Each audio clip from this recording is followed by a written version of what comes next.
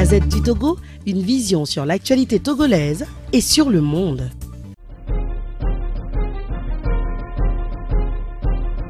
Pour votre présentation, pour vos sages conseils, je voudrais avoir une éclaircie sur un certain aspect de la présentation que vous avez faite. Je veux savoir quelle place occupe l'art et l'engagement chez un écrivain.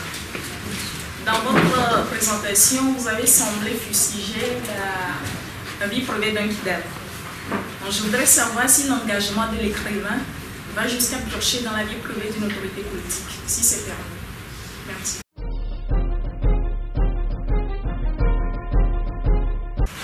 Bon, une autorité politique, qu'est-ce que la politique? C'est-à-dire, dans les sciences politiques, nous appelons en général politique ce qui est public. Vous voyez, des gens vous disent qu'il ne faut pas faire de la politique dans le sport, etc. Ils vous mentent. Le sport, c'est de la politique. C'est l'État qui construit les stades. Vos éperviers déplumés, ils portent le drapeau togolais. Hein? Bon. Et puis, le privé, c'est ce qui est propre à toi, ta vie personnelle. Mais parfois, ça va, il n'y a plus de frontières. Je donne l'exemple, par exemple, l'épouse du chef d'État, elle le gifle. Si ce n'est qu'une gifle, c'est pas grave. Ça, c'est privé. Mais si la gifle l'envoie à l'hôpital dans le coma, ça devient politique, parce que c'est public. On doit faire l'intérim du chef de l'État et d'autres problèmes, etc. Quand les étudiants font grève, ils restent sur le campus, c'est privé. Mais dès qu'ils occupent le goudron, ils sortent du campus, ça devient public, donc politique. Hein? Donc c'est ça, lorsque tu es un dirigeant, tu voles l'argent et tu vas boire en présence de fonctionnaires togolais une bouteille à 2 millions, alors que c'est le salaire d'un fonctionnaire, le salaire d'une année ou de 2 années d'un fonctionnaire, c'est choquant. Donc en tant que citoyen, nous devons montrer notre désapprobation. Ça c'est public. Hein? Je ne vais pas dans la vie privée, elle ne m'intéresse pas.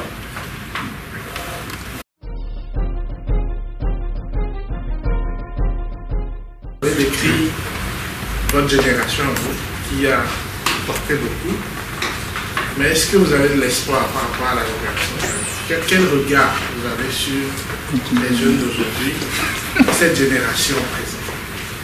J'ai une autre question, c'est est-ce que vous n'avez pas peur du manque de réflexion dans le pays? C'est-à-dire que, est-ce que vous percevez que dans ce pays, on a l'impression qu'on ne réfléchit plus? C'est-à-dire que nous venons de faire de la réflexion, mais elle n'existe plus. On la voit dans ce cadre-ci. Est-ce que cela vous inquiète? Et comment on peut y revenir? Bon, nous écrivons pour cela, mais voyez-vous, j'ai de l'espoir, je suis optimiste, parce que je vous ai parlé tout à l'heure de l'époque du Parti unique, où tout était silence. Aujourd'hui, les Togolais parlent. Partout, les radios, les journaux, etc. Il y a une certaine relative liberté d'expression. Ils n'ont plus peur de parler. Ça, c'est déjà un acquis. Ce sont les acquis de la lutte du peuple togolais. Parce qu'avant d'obtenir cela, combien de cadavres y a-t-il eu? Il y a eu d'innombrables cadavres. Hein? Et par rapport à tout ça, voyez-vous, lorsque nous avons créé la Ligue togolaise des droits de l'homme le 20 juillet 1990, il était interdit de créer toute association dehors du RPT. Hein? Mais nous l'avons fait à la Pirogue, sur le boulevard là-bas, c'est le Palais des Glaces, je crois, là. Le Festival des Glaces. Ça se trouvait là-bas. Donc on avait rendez-vous à 18h30 et à 18h déjà tous les venus étaient déjà sur le trottoir un peu partout. Mais nos amis aussi s'étaient invités, mais en civil. Hein, les espions du régime, ils étaient là en civil et certains les avaient reconnus. Et ils ont détalé. Ils ne sont plus venus au truc. Mais nous, on est restés, on a fait le travail. Et dans la salle même, on a encore arrêté un mouchard, un espion. C'était un capitaine de gendarmerie à l'époque, ou lieutenant de gendarmerie. C'est Soboko qui est devenu ministre plus tard là. Hein? on a vu le jeter dehors Manu Militari. Bon, les gens disent non, non, non, il n'a qu'à rester et il n'a qu'à bien noter pour aller rendre compte à son patron que nous, on ne vient pas faire un coup d'État. Donc, c'est comme ça, ça s'est passé. Donc, il faut oser. C'est-à-dire que de toutes les façons, si on n'ose pas, parce que comment fonctionne la dictature? Faire peur. On va te tuer. Tu parles, tu vas aller en prison. Ne parlez jamais. Et parfois, qu'est-ce qu'ils font? Avec sadisme, on lâche, on relâche quelques personnes torturées, affreusement torturées, les autres le voient. Et voilà, ouais, c'est pour nous terroriser, pour nous faire peur. Et plus ces gens terrorisent, plus eux-mêmes ont peur, parce qu'ils ont peur du peuple. Pourquoi tu empêches le peuple de parler? Qu'est-ce que ça te fait si les gens parlent? S'ils ne parlent pas, au moins ils pensent. Pourquoi ont-ils peur? Donc ça veut dire que eux aussi ont peur. Donc parler, comme on vous l'a dit, la mort est partout, même si au moins vous savez pourquoi vous allez mourir. Plutôt que de mourir, recevoir bêtement une balle perdue sous son lit, cachée sous son lit. Ah oh, il y a un politique qui a tout fait l'homme là. Ah oh, il y a un homme là. Donc, bon, donc l'espoir est là, chers amis. Nous continuons à nous battre. Moi, je suis un vieux combattant. On continue la lutte. Et des jeunes, on voit des jeunes de votre âge aussi entrer dans la lutte. Il y a de l'espoir. Les choses changeront. Au Togo, c'est peut-être beaucoup plus difficile que chez les autres. Mais je crois que quand ça changera, je crois qu'on pourra être un modèle pour les autres aussi, parce qu'on aura tout vu dans ce pays. Les crimes les plus abominables, les coups d'État, les constitutions tordues et retordues, etc. La succession de père en fils, ou le Togo, pas de république en monarchie, etc., etc. On aura tout vu dans ce pays. Donc par rapport à ce vécu-là, lorsque le changement va arriver, je crois que les autres pourront nous envier, parce que on aura eu beaucoup de modèles négatifs. Bon, qu'est-ce que je pense de votre jeunesse de Togolais aujourd'hui? Bon, disons que, je l'ai dit tout à l'heure, les valeurs qui servent de modèle, c'est-à-dire que beaucoup de jeunes pensent que c'est par la salissure qu'on peut se grandir, qu'on peut s'élever. Mais ce n'est pas ça. Donc, c'est un problème d'éducation, parce que beaucoup de parents aussi ont renoncé à l'éducation. C'est ce qu'on remarque quand vous entrez dans beaucoup de maisons, surtout là où il y a les soldats, là il y a plein de colocataires, etc. Vous voyez ce qui se passe. Vous ne pouvez même pas redresser, corriger l'enfant d'un voisin. La maman va se jeter sur vous. Etc. Alors qu'à notre époque, demandez aux anciens ici, aux plus anciens, un adulte gifle, te corrige, mais tu n'oses même pas dire ça à la maison. Sinon tu es foutu. Parce que, c'est-à-dire que tous les adultes élevaient tous les enfants. Même en dehors de la maison. Et maintenant c'est foutu, tu ne peux plus faire une remarque à un gosse. Et même tu lui fais une remarque, il ne t'obéit même pas. Parce que, j'ai l'habitude de dire ça aux étudiants, c'est Dimakla plus Dimakla égale Dimakla. Le parent est Dimakla, l'enfant est Dimakla. Alors c'est foutu. Mais il y a de l'espoir. Justement, c'est vraiment de la littérature engagée. Bon, le retour.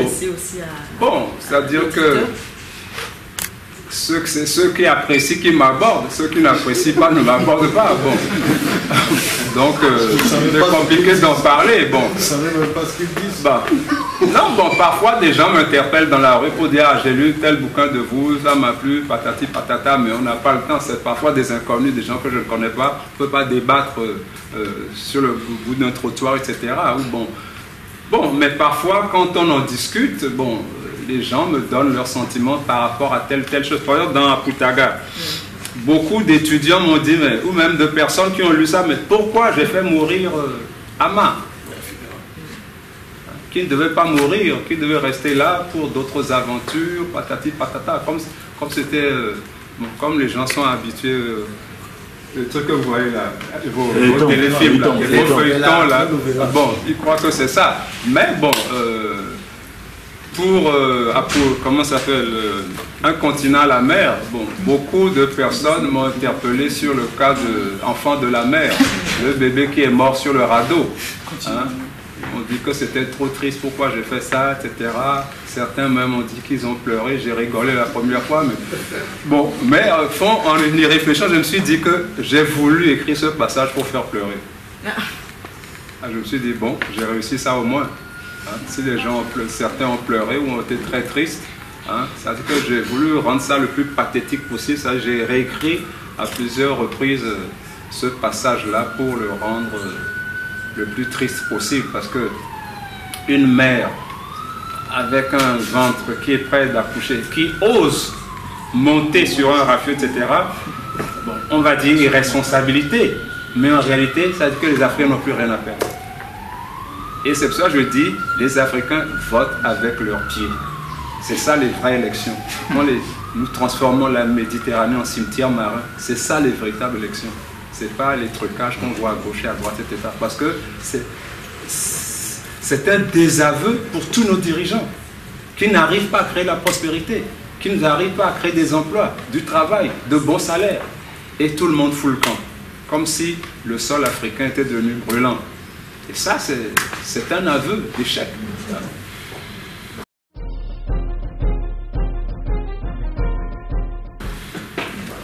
Qu'est-ce que dirait le... Par rapport aux auteurs, aux ouvrages, les livres du professeur se vendent d'abord à cause de lui-même. C'est un aspect non négligeable. C'est-à-dire Quand c'est à peu doucement, tu l'achètes et tu sais toi-même là où tu vas. Mais le retour que j'ai par rapport au test, il y a deux niveaux. Pour les lecteurs pas forcément littéraires ou très avancés, pour eux c'est est-ce que les insultes, c'est qu'il y a une façon d'écrire qu'ils trouvent toujours. Bon, on pourrait faire économie d'insultes.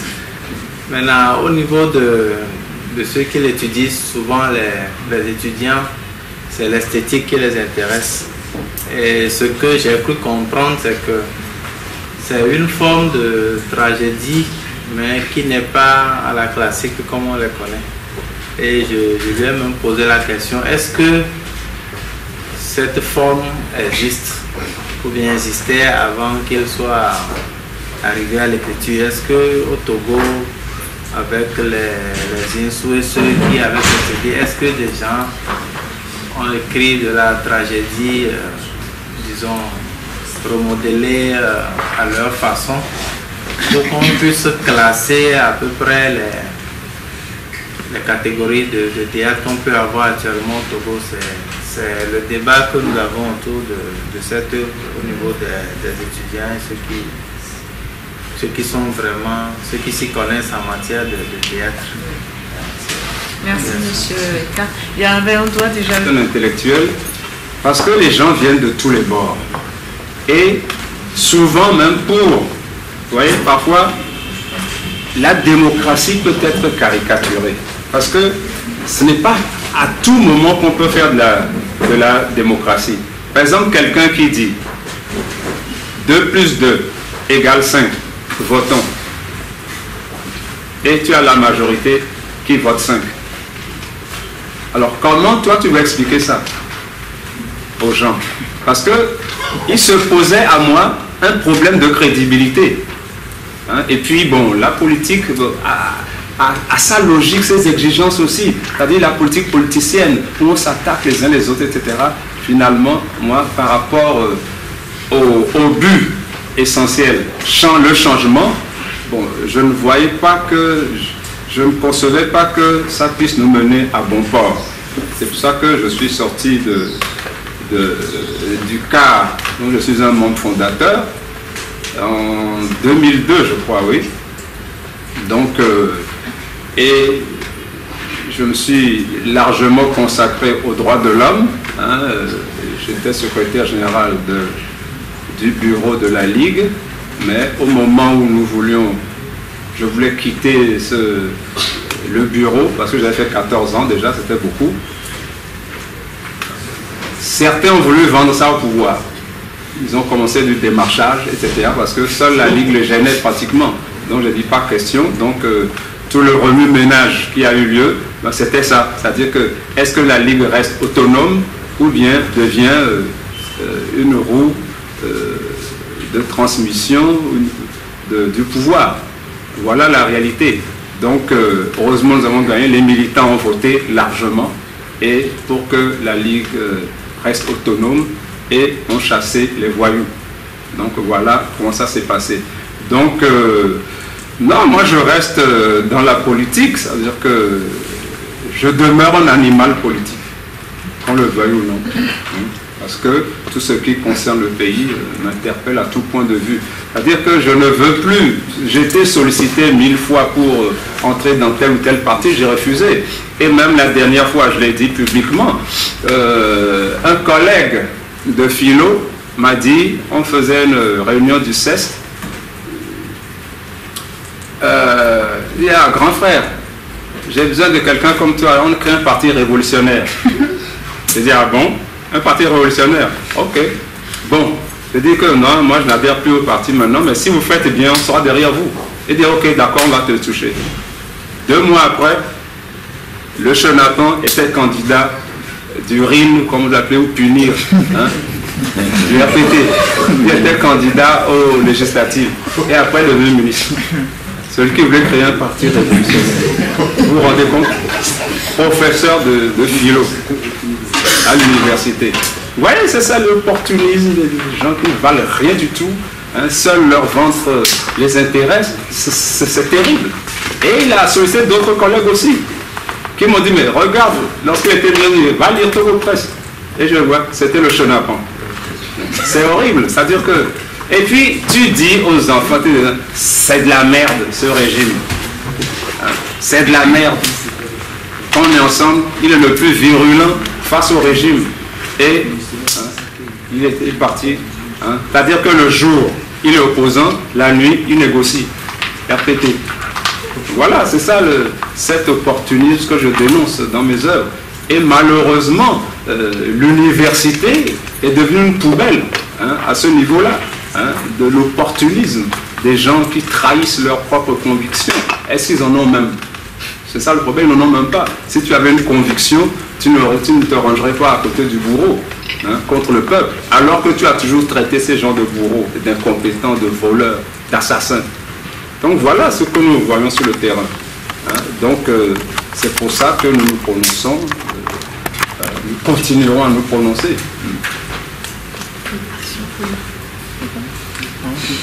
Bon, moi c'est Doubaché. Enfin, j'aimerais réagir par rapport à une idée qui est bien soulignée par l'éditeur. C'est l'aspect renvoie justement aux injures. Et donc, ça rentre dans l'esthétique de la vulgarité. Alors, la question va directement à l'auteur. Pourquoi avoir opté pour cette esthétique? Bon, vous savez, j'ai dit que les valeurs étaient par terre. Donc, ce qui fait que la politesse aussi, ipso facto. Regardez, par exemple, si vous prenez un continent à la mer, la petite prostituée Sika, regardez comment elle insultait le colonel, l'ancien ministre, les grands directeurs de l'Office des produits agricoles, etc. Alors, c'est le langage qu'on voit aujourd'hui. On voit même nos étudiants aujourd'hui, parfois. Certains ne sont pas des voyous, hein, mais ils vont vous bousculer comme ça. On est là, ils vont passer au milieu de nous deux, nous bousculer et partir. Mais c'est pas parce qu'ils le font, on les a pas éduqués, on leur a pas appris cela. Hein, et tu l'appelles, il présente ses excuses. Mais parce qu'on ne lui a jamais dit que ça ne se fait pas. Et même par rapport à ça, ben, si vous circulez dans la rue avec les émigrants aujourd'hui, et non mais quand on me sert câble, etc. C'est des insultes, les taximans, mais on ne fait que s'insulter. Hein? Vous êtes dans la circulation. Donc, c'est une réalité aujourd'hui. Et c'est ça que je retransmets d'une certaine façon. Parce que, voyez-vous, je disais aux étudiants il n'y a pas longtemps que la littérature, c'est la photographie de l'imaginaire d'une époque. Ouais, notre époque, il n'y a que des insultes. on insulte, on insulte, on insulte, on insulte, eh bien, comme il a dit, ça fait partie de cette esthétique-là, hein, ces insultes, parce que c'est ce que nous voyons dans la réalité. Hein. Et puis, ça sert justement à faire descendre de leur piédestal ceux qui se disent grands, ceux qui se prétendent des dignitaires, pour leur montrer qu'au fond, ce ne sont que des voyous. C'est comme le colonel sur le radeau, le colonel ministre numéro 2 du régime. Lorsqu'il a pris la fuite, la petite prostituée de 19 ans, 18 ans, le traite de tous les noms de voleur, colonel sac au dos, patati patata, pour lui montrer qu'il ne vaut rien. En réalité, bon, il s'est donné des grades, etc., mais qu'en réalité, humainement, c'est un vaurien. Donc ça sert un peu d'éléments qui s'opposent à certaines personnalités qui se grandissent elles-mêmes par rapport à leur titre, pour dire qu'en réalité, ils ne valent pas grand-chose. Oui. Mais Togoleka, ça peut desservir aussi tes œuvres parce que, bon, quand ça reste à la flèche, mais en dehors de la flèche, je ne sais pas si d'autres étudiants ont accès à tes ouvrages, parce qu'en fait, cette esthétique de l'insulte, on en lit un, on peut lire une œuvre, une deuxième, et après on va se dire, tiens, Apédoama, il ne fait qu'insulter les gens dans son bouquin. Bon, je ne le lis pas parce que je n'ai pas envie de... Oui. Non, ça peut desservir, ça peut être réellement aussi... Tout à fait, là c'est une affaire de vous, comme le dit, se rabaisser au niveau de ces gens-là aimer. Aussi, parfois, c'est bien se rabaisser au niveau de ces gens-là aussi. Donc, il faut peut-être parfois prendre un peu de hauteur, de distance pour leur montrer que bon, voilà, eux, ils reproduisent ce schéma-là. Mais moi, en tant qu'écrivain, bah, j'ai... un autre style, une autre hauteur pour traiter ce sujet. Parce que réellement, parfois, c'est gênant. Bon, merci pour la remarque. Quand je lis comme ça, après j'en ai marre. On se focalise sur les insultes et on oublie réellement le pourquoi de cette pièce de théâtre. Moi, personnellement, ça me dérange. Oui. Pour répondre, c'est Samdiani.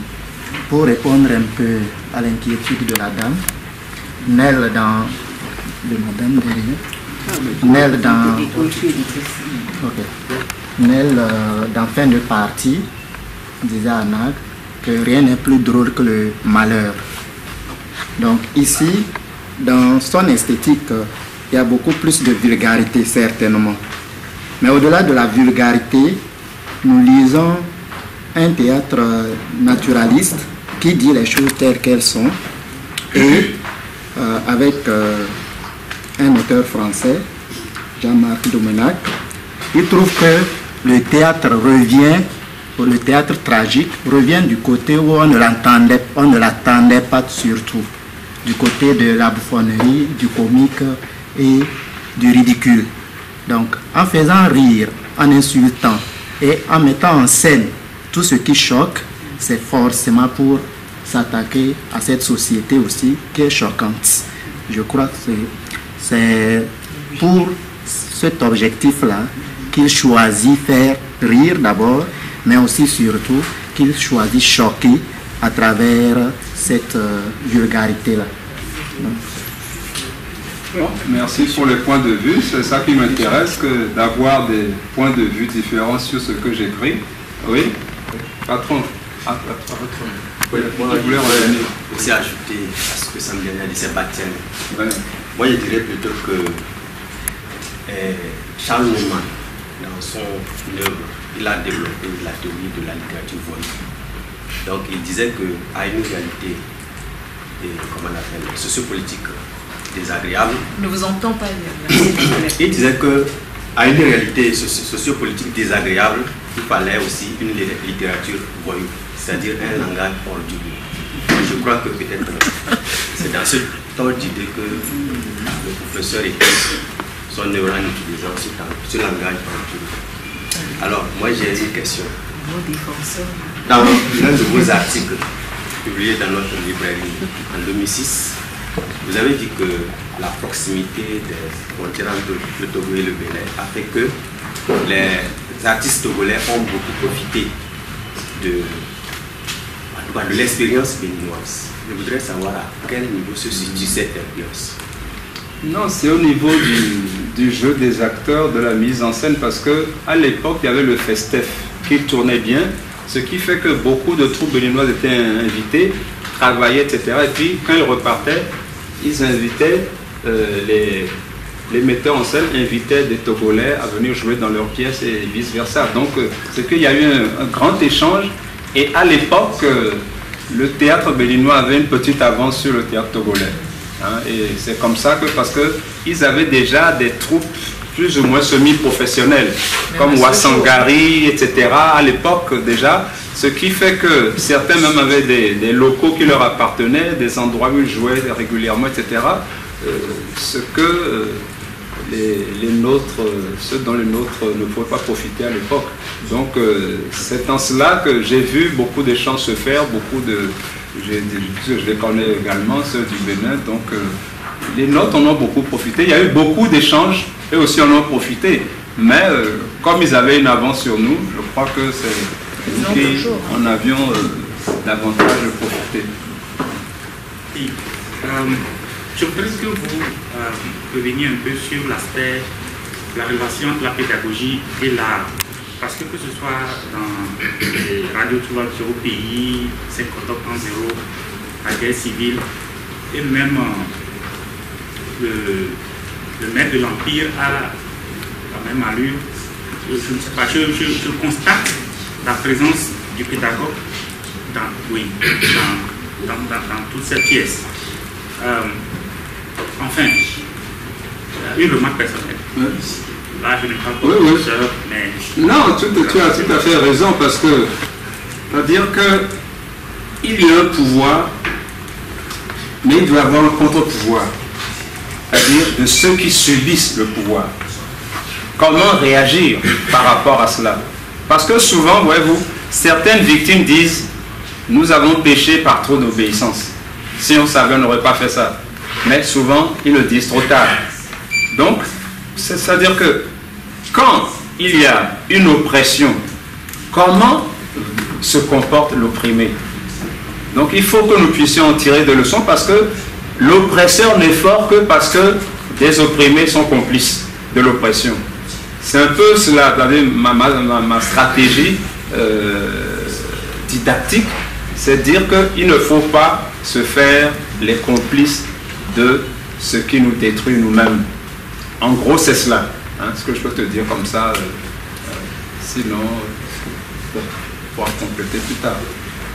Oui. Merci. Non, parce que je crois que c'est 5 ans ou 6 ans que vous avez fait déjà, ça fait 8 quand je regarde bien là, plus l'essai. Alors, je me suis demandé, mais comment vous êtes mis à écrire autant, beaucoup chaque année, vous publiez. Mais avec toute cette production en peu de temps, moi j'ai traversé la plupart des musées. Il n'y a que le maître de l'Empire que je n'ai pas fini de lire. Je ne sais pas pourquoi. Peut-être qu'il ne me prend pas comme les autres. Les autres, je les ai toutes lues. Alors, ce que j'ai à partager ici avec vous, c'est j'ai vu que toutes vos œuvres sont empreintes de violence. Et c'est tragique toujours. Même s'il y a de la satire, de la bouffonnerie, ça finit toujours... alors, je dis, et puis vous, l'homme a fait de l'homme aussi, on l'a vu. Vous avez commencé en politique, vous avez laissé, vous êtes venu dans la défense des droits de l'homme, là aussi vous avez laissé. Et aujourd'hui vous êtes... Je n'ai pas laissé. Vous ne parlez plus de ça, de ces choses comme avant. Et puis là, c'est l'écriture. Et quand on vous a posé la question tout à l'heure sur l'espoir, vous avez dit oui, j'ai l'espoir, j'ai l'espoir. Quand vous lisez, moi parce que le vocabulaire, c'est pas un vocabulaire d'espoir. Tous les ministres sont des ministricules, c'est le sexe, le puçage, la pornocratie partout. Et c'est vrai, c'est pas que vous inventez, c'est la réalité ça. Alors, je me demande où vous situez l'espoir là-bas. Vous dénoncez la bâtardise qui est répandue jusqu'à l'université, vous l'avez dit, que l'université est une poubelle. Bon, finalement, l'espoir c'est où? Alors, la question que moi j'ai, c'est juste une question. Est-ce que finalement, vous êtes un écrivain qui écrit juste pour dire ce que vous avez envie de dire, ou un écrivain qui écrit pour que ça change? C'est pour que ça change, puisque, c'est-à-dire, bon, souvent, les jeunes me demandent, professeur, qu'est-ce qu'on doit faire? Je dis, c'est pas moi de vous dire ce qu'il doit faire. Commencez par faire ce qu'il ne faut pas faire. Et mes bouquins, c'est ça. Commencez par faire ce qu'il ne faut pas faire. Vous savez que c'est mal, vous savez que c'est mauvais, mais vous le faites malgré tout. Donc, chacun a reçu une éducation, chacun connaît le bien et le mal. Donc, par rapport à cela, il peut se déterminer. C'est-à-dire que les œuvres, c'est un peu cela. C'est-à-dire que chacun doit pouvoir faire un choix. Parce que les choix faciles, c'est le choix du ventre. Ça, c'est facile. Tu vas aller bouffer, il faut aller au gouvernement, il faut aussi... Tu mènes la belle vie. Mais tu mènes la belle vie pendant que, à côté de toi, on crève de faim. Hein, dans ta propre famille. Hein, est-ce que c'est ça qui est bien? Est-ce que notre venue, lorsque nous venons, nous naissons, est-ce que c'est seulement pour bouffer? Parce que je disais sur une radio récemment, c'est-à-dire que le but de l'homme, sa finalité, c'est de grandir l'humanité et non de rabaisser l'humanité, comme le font certains. Donc c'est ce que moi je veux dire, qu'il faut que nous battions pour grandir l'humanité. Hein. Et ça, il faut faire des choix dans la vie. On ne peut pas évoluer sans faire de choix. Et c'est un peu ça ma philosophie. Or, justement, les choix les plus difficiles, justement, sont ceux-là. Parce que ça va vous marginaliser, vous ne faudra pas de progression dans le milieu, vous n'aurez pas d'avantage, etc. Donc, ce sont des choix difficiles. Hein. Mais, si vous avez une conviction, vous optez pour ces choix-là, eh bien, vous êtes libre. Alors que des gens, ouais, même des députés du pouvoir, lorsque j'étais au cas, etc., qui allaient supplier, qui allaient dire, encourager ceux de l'opposition. Allez, courage, on est derrière vous. Nous, on ne veut pas parler, sinon on va nous tuer. Vous vous rendez compte? Nous, on ne veut pas parler, sinon on va nous tuer. Courage, à ce que vous faites là, c'est bien. Oui, toi, père de famille, mère de famille, tu n'oses même pas dire la vérité. Or, tu dis la vérité, on te tue. Bah, c'est quelle équipe ça? Voilà le problème. Parce que tu as choisi la mafia. Or, dans la mafia, on ne trahit pas. Sinon, c'est bang bang. Voilà, c'est-à-dire que les gens font des choix dans lesquels ils ne peuvent plus reculer après. Dans la mafia, on ne démissionne pas. Et par rapport à ça, on le voit souvent. Même vous voyez des gens qui sont dans le RPT, etc. Donc, moi, souvent, ceux que je connais, bon, ils ont confiance en moi, ils savent que moi, je ne vais pas les vendre, hein, pour un poste. Donc, ils osent parler. Hein, et les analyses que toi et moi nous faisons, ils font exactement la même chose. Et j'ai dit à un ancien ambassadeur, ce que vous faites là, vous allez, ça va vous péter à la gueule, vous êtes en train de former des armées de chômeurs. Et malheureusement, c'est des chômeurs très instruits aujourd'hui, que ça va péter un cheveu qui vont vous écraser. Alors que l'opposition qui est là, on lui fait des critiques, mais avec eux, vous pouvez négocier au moins le passage du pouvoir. En douceur, on peut vous amnistier. Mais lorsque le peuple va régler le problème togolais, vous êtes foutus. Je crois qu'il allait dire non, non, non, se révolter. Non, monsieur le professeur, vous avez raison. Je dis, ah bon? C'est ça qui m'a étonné. Donc ça dit, sache ce qu'il faut. Vous faites le plus vite possible avant que ça pète, quoi. Non, moi je croyais qu'il aurait été contre ce que je disais. Mais non, non, vous avez tout à fait raison. Et ça m'a choqué, quoi. Bon. Voilà. Oui. La question que je vais poser rejoint celle de M. Kantebe. Quand on vous lit, on sent un certain pessimisme, un continent à la mer. En 5 octobre, la République des Syries, on sent toujours une fin malheureuse. Et vous avez dit tout à l'heure que vous préconisez l'optimisme, la lutte au niveau des jeunes et l'optimisme. Mais à la fin, les œuvres se soldent toujours par une déception, un malheur. Et quand on lit aussi 5 octobre toujours, on voit Téman, on voit Dantare Yabo qui se comportent aussi comme ceux-là qu'ils ont en face d'eux, leurs adversaires, c'est-à-dire les hommes du parti, et qui finissent aussi par flinguer ceux qui étaient leurs bourreaux entre-temps, mais qui veulent changer de camp, même si ce n'était pas si sincère. Donc, pensez-vous qu'avec cette révolution que peut-être vous préconisez, ou la lutte que vous préconisez, on pourra véritablement changer? Non, vous savez, l'écrivain ne fait pas la révolution. L'écrivain, il participe de la révolution. C'est-à-dire que les changements, tout le monde veut le changement. Pourquoi on nous tire dessus? Les gaz, les matraques, les coups de revolver, etc. tout le temps. C'est parce que les gens veulent changer. Le peuple togolais veut changer de chevaux. Mais il y en a qui ne veulent pas, pour leurs intérêts. Donc c'est par rapport à tout cela. C'est-à-dire que si la fin finit mal, c'est une occasion justement de réfléchir. Parce que si tu donnes une fin heureuse, etc., les gens vont dire, ah, les méchants sont punis, les bons sont récompensés. Bon, c'est terminé. On ne réfléchit pas plus loin. Mais quand justement les personnages qui attirent votre attention, qui portent certaines valeurs, ils finissent mal, ça fait davantage réfléchir. Là, c'est une stratégie didactique de ma part, tout simplement.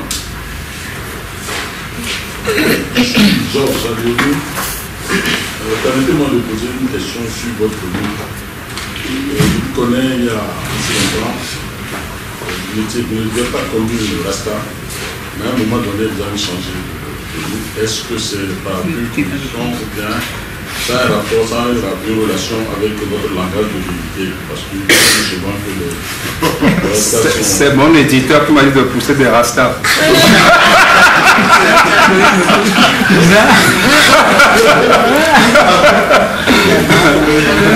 Non, bon, c'est l'expression de la liberté. Tu fais ce qui te plaît, puis basta, c'est fini. C'est-à-dire que moi, je ne me soumets pas au regard des autres, hein, ou bien à certaines conventions, etc.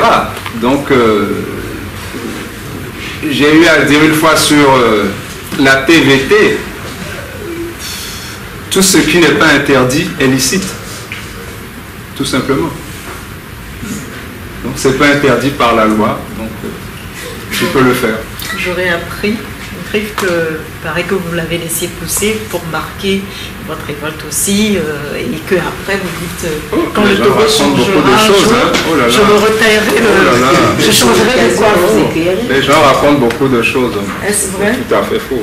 Ah, ça rassure, j'aurais bien posé la question. Si les gens racontent beaucoup de mensonges. Regardez, un collègue, un jour, est dans son quartier, vers Casablanca, me dit qu'un gars, ils étaient en train de discuter, ils ont parlé de moi, puis il dit eh, Maoutalea, Sodabia, Kipiripia, Maou, Kipiripia, Ama, Sodabia. Mais il y a plus de oh, on avait nous on a coca quoi, mais on avait ben quand il y a décidé il y a une boîte on s'en peut. Il y a les coca et il va bon. Et par contre, j'ai rigolé. Je connais même pas le mec, etc. Bon. Les gens racontent plein de choses. Hein. Pourquoi les écouter? Les gens racontent tellement de choses. L'autre question, nous sommes presque à la fin de l'heure. Allons-y vite, s'il vous plaît. D'ordinaire, nous considérons les œuvres littéraires comme relevant de la fiction. Ce qui fait que le plus souvent, après avoir lu une d'accord, ça ne vient pas. Et on n'a pas envie de prendre conscience de la chose pour changer la donne. Mais curieusement, les œuvres du professeur ont trait à la vie sociale, à la vie politique de notre pays et ce qui interpelle la conscience du peuple. Là, j'ai deux questions. Je veux savoir si ces œuvres-là reposent sur des témoignages des acteurs du mouvement.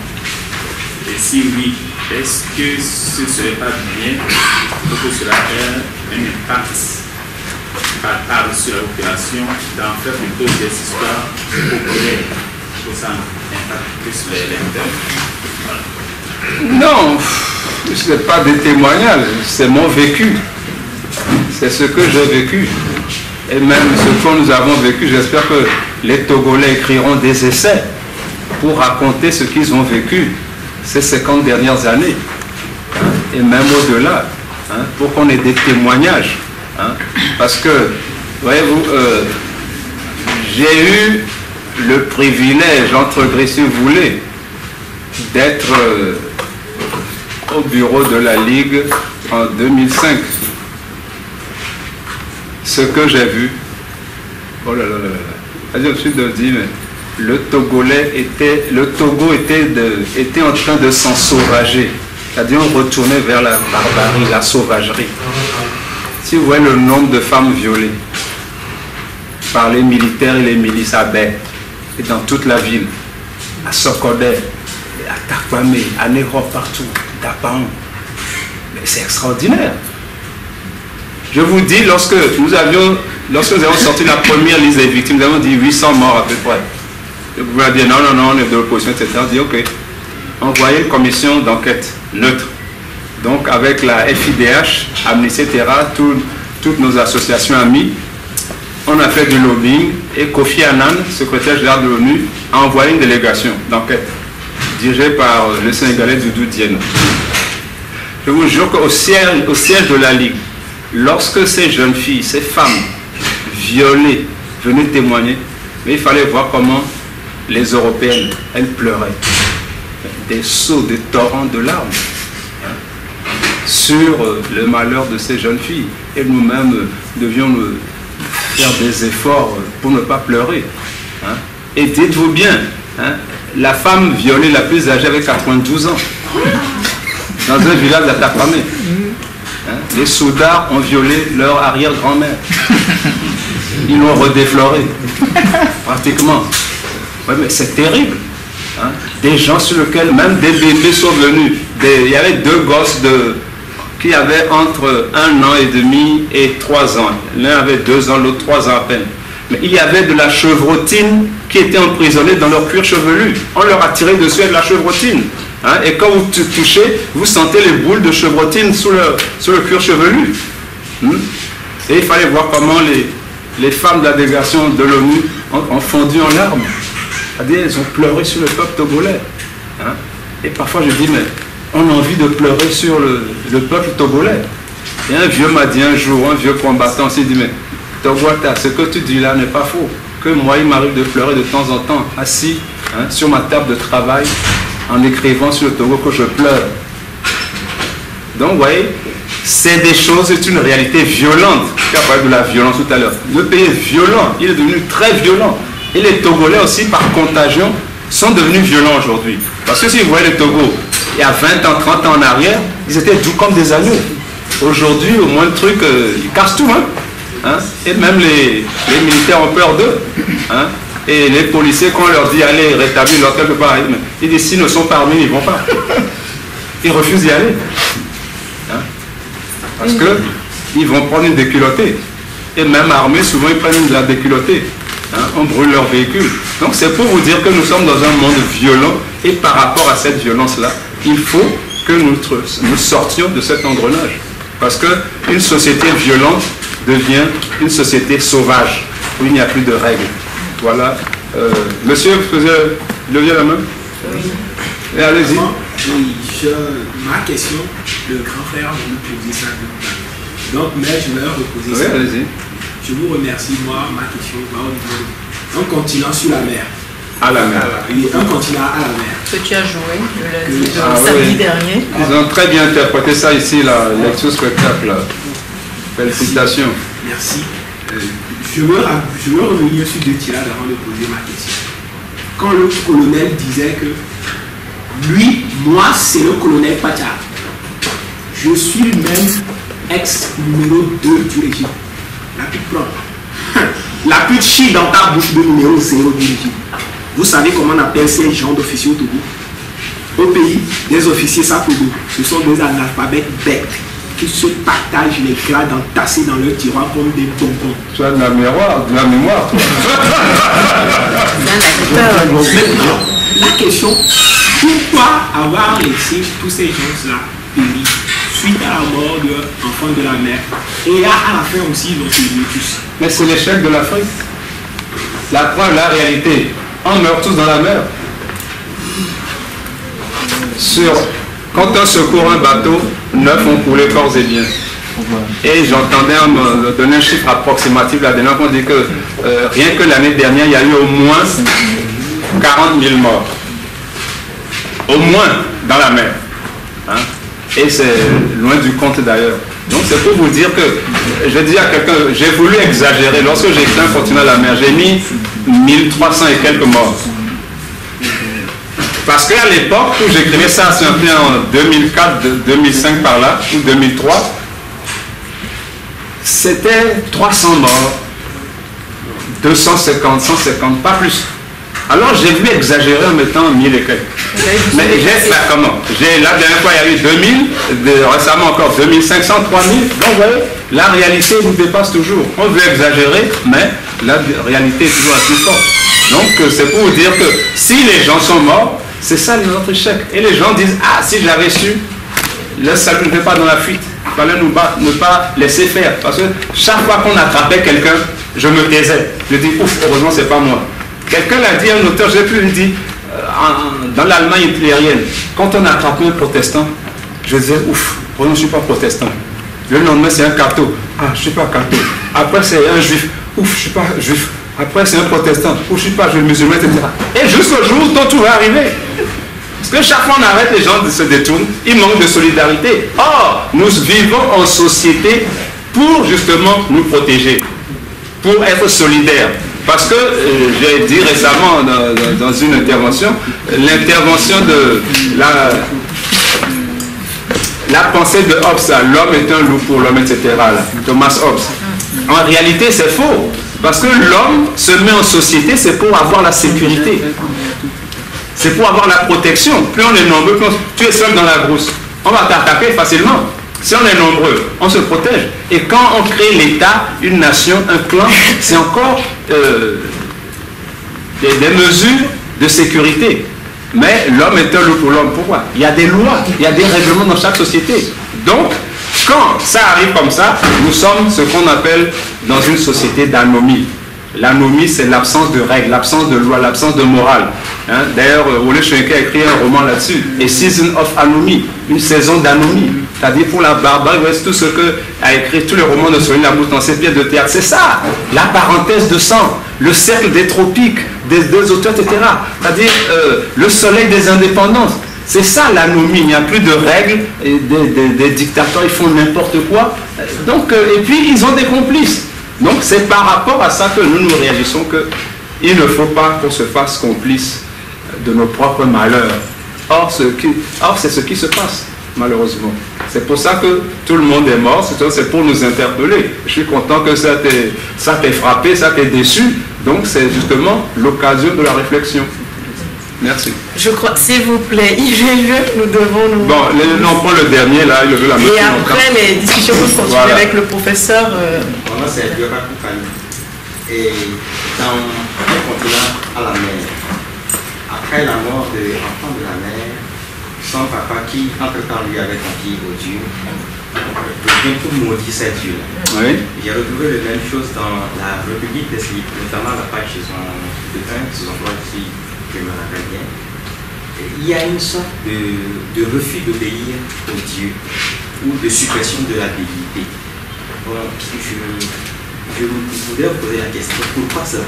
Parce que dans votre intervention tout à l'heure, vous êtes en train de nous dire qu'il faut des valeurs qui puissent construire une nation. Alors, et cet refus d'obéir au Dieu, cette suppression de la divinité constitue aussi une des valeurs pour... Bien, ça y est. Non, tu vois, le problème, c'est que les gens, tu vois, sur le radeau là, ils maudissent les dieux, les vaudous et Dieu. Les grands dés, les petits dés. Est-ce que ce sont eux qui leur ont demandé d'aller sur un radeau pourri?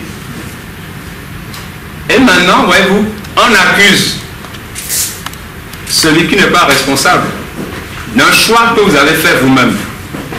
Et, voyez-vous, quand j'aborde l'aspect des dieux ici, c'est-à-dire que depuis les années 80, on a assisté à la venue des sectes, à leur envahissement. Ça pullule aujourd'hui. Il dit, trop de religion tue la religion. Parce que c'est devenu un business. Hein? voyez beaucoup de reprises de justice qui sont pasteurs aujourd'hui, etc. Parce que ça rapporte des sous. Mais est-ce que ça grandit les fidèles? Si on leur fait cotiser 10 fois par jour, ils sont déjà pauvres. On leur promet aux femmes un mari. On promet aux gens de l'argent. On promet du travail, la guérison. Le visa. Et le visa pour l'Amérique. C'est de l'escroquerie. Et puis, c'est-à-dire que moi je dis qu'il ne faut pas que nous fuyions nos responsabilités pour les mettre sur le dos de Dieu. Hein? Parce qu'il y a un proverbe, Mina, qui le dit très bien. Hein? Nobé, comment il dit ça? Nobé à droite, Bondé à droite, et Claudie,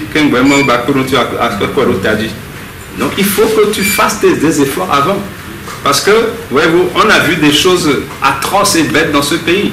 J'ai vu quelqu'un qui avait réussi à son bac après 5 ou 6 tentatives et qui est mort bêtement à Plaou, à l'époque du Parti unique que les sectes étaient interdites.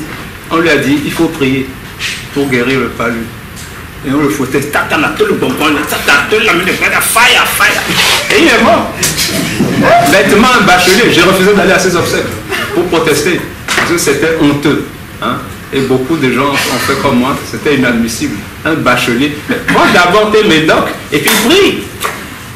Et les bonnes femmes, j'ai vu les bonnes femmes en affaire du quartier qui l'insultaient, parce qu'il y a une dame également qui est morte comme ça, c'était à l'homme Nava. Elle avait un palu très fort, elle est partie dans le couvent, on dit Jeklo, et on l'a fouettée, Satan a tout dans mes sangs. Elle est décédée. Ses enfants qui ont votre âge, les jeunes à peu près, sont partis et bagarre générale avec ses oncles et les tantes. Bagarre générale. Le quartier est intervenu, etc. Et la police est venue. On a embarqué les dignitaires de l'église pour non-mise en danger de la vie d'autrui, non-assistance à personne en danger, etc. Déférés à la prison immédiatement. Parce que, et puis, toutes les bonnes femmes du marché social, elles vendaient au marché. Mais il y aurait et puis là, c'est pas une affaire d'avoir fait des études, c'est une affaire de jugeant. Donc il faut qu'on réfléchisse, qu'on est en train de nous abrutir avec des sectes aujourd'hui, et c'est grave parce que il y a une culpabilisation des gens. Tu es pauvre, on dit ah, parce que tu as péché contre Dieu. Jéclopapa, Christ de l'ordre, alléluia, amen. Qu'est-ce que ça veut dire? Donc, ces sectes font le boulot des pouvoirs en place qui nous martyrisent parce qu'on ne nous montre pas les responsables de la misère, de la faim, du chômage. Parce que tu as faim, qui gère le pays? On va dire c'est de ta faute. De l'ordre, alléluia, amen. On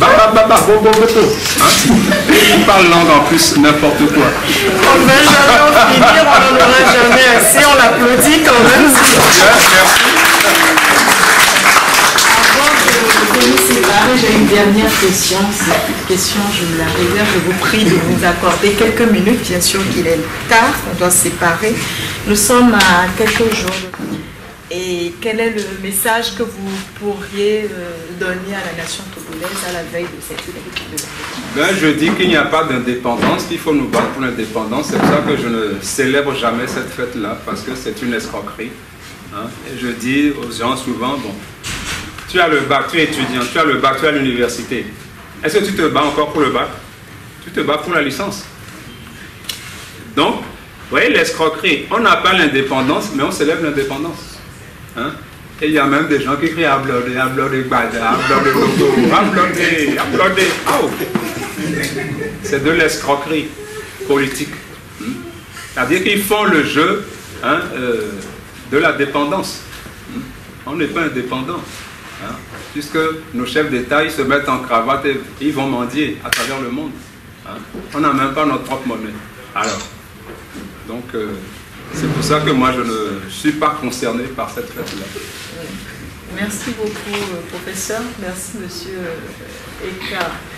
C'est lui qui m'a dit de faire les rastas. Hein. Non. Lui,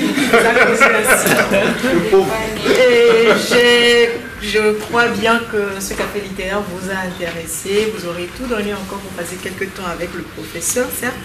Mais bon, les bonnes choses ont toujours une fin. Je vous donne rendez-vous le 20 mai prochain autour de monsieur Simon Ayena. Hein, je crois qu'il était là tout à l'heure. Il est reparti? D'accord. Simon Amevo Ayena, autour de 2 livres, À une gare inconnue et La rumba des amours interdits. Il sera disponible dès le mois de mai, début mai, tout comme nous avons eu à monter une exposition pour l'auteur du mois, qui est le professeur Apédouard. Mais avant le 20 mai, retenez un peu ces rendez-vous. Le 6 mai, c'est l'occasion de venir visiter la médiathèque, surtout les nouveaux. Nous faisons une présentation de différents services et en même temps, nous déroulons le planning du mois. Et l'auteur du mois de mai, nous sommes dans le mois du travail, nous célébrons le travail, donc nous allons penser, nous allons bouger un peu, on va se quitter le Togo pour aller au Burkina et parler de Nazi Kaboré, qui est auteur et qui développe la personnalité. Actuellement, la vogue, c'est le développement de la personne, le développement personnel. Et donc, nous vous proposons Nazi Kaboré à travers une série de 5 livres sur le développement de la personne, comment communiquer avec les autres, la réussite sociale et ainsi de suite. Le 13 mai, la lecture spectacle portera sur L'annonce faite à Marie, c'est de Paul Claudel. Et éventuellement, vous aurez la confirmation, une conférence dans le cadre des ressources humaines qui porte le thème de développement de la personne pour un meilleur rendement professionnel, probablement le 27 mai. Vous en saurez plus les jours à venir. Sur ce, je vous souhaite une bonne soirée, joyeuse Pâques et vous dis merci à vous tous qui êtes venus. On tient à remercier également la Gazette du Togo.com qui est là du début jusqu'à la fin pour faire cette couverture médiatique, invité par le professeur. Oui, bon, incidemment, j'ai invité un ami et il m'a dit, bon, comme il est un journal, il dit qu'est-ce qu'il peut envoyer, il peut venir couvrir, je n'ai pas de problème. On espère les retrouver à nos côtés les jours à venir. Donc, je remercie tout le monde pour toutes les questions, les contributions. Parce que je disais à Doc Bachet tout à l'heure, quand vous êtes écrivain, vous rentrez dans une bibliothèque aussi fournie, vous vous sentez toujours tout petit. Parce que vous avez d'illustres prédécesseurs, des hommes très grands, et quand vous entrez dans une grande bibliothèque, eux-mêmes, vous ne les voyez plus.